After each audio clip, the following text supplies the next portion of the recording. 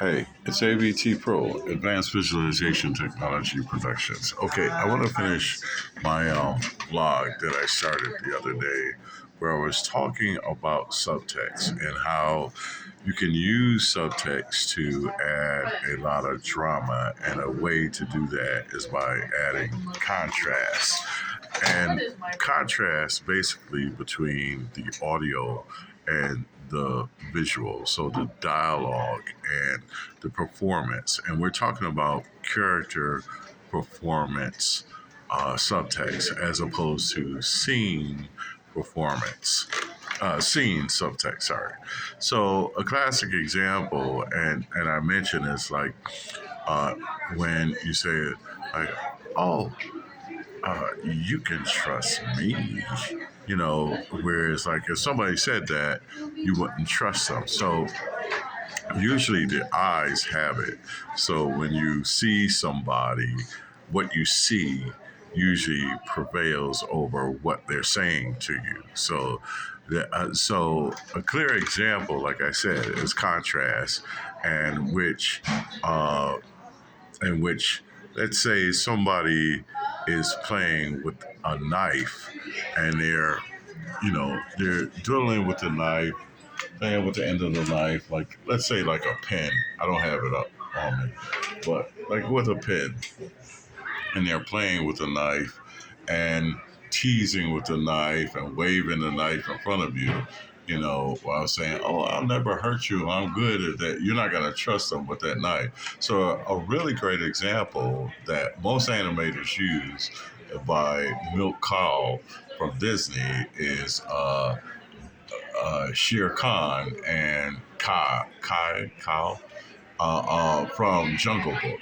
And so when you say playing with a knife, he's using his fingertips like little knives, like daggers, and he's threatening him. But his countenance and his voice is very calm, and yet he's making very terrible threats. Like I don't know if you ever seen it in a movie where the guy is playing with a knife and threatening him and say, "Oh, just give me the answer. I'm looking for it." And they're got the knife up your nose. Sorry, reminds me of the other day I had a booger up my nose anyway. And I was recording the video. But that is a clear example of like, somebody's using a knife and toying with the knife, while all in the while the subtext is in you're in grave danger and you're gonna probably get sliced up pretty quick. I didn't exactly. And so this is contrast that you can build in a performance. And so one of the things I wanted to say that I didn't get time, so some of the video cuts off. I clear some space so that it could probably work a lot better. But is if you want to find or add contrast in the dialogue or performance animation, is either you can find dialogue that says one thing and mean another, and so it's not quite a double entendre where you kind of mix the meaning of words. It's actually you're not really saying what you mean, or your action speaks louder than your words, where you're like, you're paying somebody, somebody that would give you a couple of hugs and they'll say, "Oh, nice shoes." And again, I never do it because I usually give a genuine compliment like, "Oh, nice shoes," or even if they're off-putting them, like still might be nice. But if somebody looks at them like, "Oh, nice shoes," or when somebody says something like, "Good work," that they don't mean. I'm at the library, and so you usually get kicked out as usual by the security guard. So that was that. So I wanted to give you just a brief over idea that will quickly give you an idea of what I said. I don't know if it's going to be too loud. I was not going to do this vlog, but because the students are here, and so it gets kind of loud. But the point is that anytime you want to build contrast, it's like in a dialogue is usually do the opposite. So you can find dialogue that means something opposite of what they're actually saying.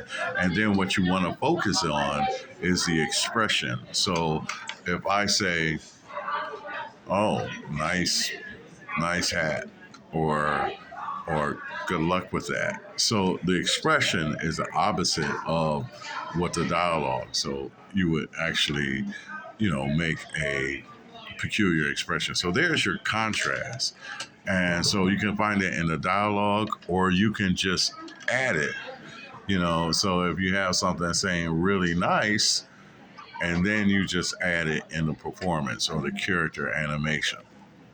So that's a quick explanation of subtext and subtext in performance. And like I say, again, going back to Disney or Milk Cow from Disney, where he's talking Kai and Bashir, where he's hiding Mowgli, or however they want to pronounce it, Moogle or whatever, when he's hiding him in the tree and he's saying, "What are you hiding?"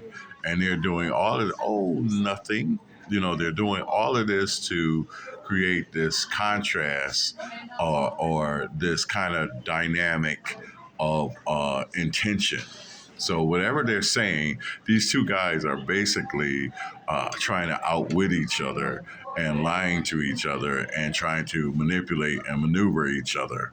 So that's another thing of dialogue in a scene. A scene is usually two people with two contrasting goals that are clashing, and it doesn't have to be like a loud clash. It could be a subtle type of clash or what you would consider a negotiation. So they say most dialogue between two people are basically a good negotiation of what they want. So that's one that gets back into your dialogue in itself. But there's something to consider when developing a scene. You want to be able to understand the goals of the scene in order to add a certain amount of contrast and dynamic to the scene. So, thank you so much, Jordan. It's winning. Thank you. So, so again, so that's all.